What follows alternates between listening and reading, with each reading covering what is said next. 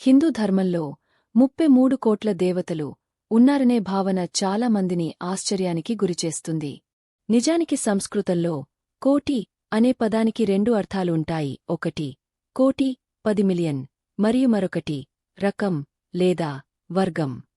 వేదాల ప్రకారం 33 కోటి దేవతలు అంటే 33 రకాల దేవతలు. ఇవి 8 వాసువులు, 12 ఆదిత్యులు, 11 రుద్రులు, 2 అశ్విని కుమారులు. వీటిలో ప్రతి ఒక్కరూ ప్రకృతి తత్వాలను, కాస్మిక్ శక్తులను సూచిస్తారు. ఉదాహరణకు వాయువు, అగ్ని, సూర్యుడు మొదలైనవి. ఈ తత్వాలు అనంతమైన రూపాల్లో ప్రజల భక్తికి అనుగుణంగా విస్తరించాయి. అందుకే కాలక్రమంలో 33 కోట్లుగా అర్థం మార్చుకుంది. హిందూమతంలోని సత్యమేమిటంటే పరమాత్మ ఒకటే, కాని ఆయన అనేక రూపాల్లో భక్తుల అవసరాలకు అనుగుణంగా ప్రాకటమవుతాడు. ప్రతి దేవుడు ఒక శక్తికి ప్రతిరూపం మాత్రమే. ఈ విధంగా 33 కోట్ల దేవతలు అనేది పరమాత్మ యొక్క అనేక రూపాలను సూచించే ఒక సాంద్రమైన తత్వము. అందరికీ తమ స్వంత భక్తి ప్రకారం దేవుణ్ణి దర్శించుకునే అవకాశం ఇవ్వడమే ఈ భావన వెనుక ఉద్దేశం.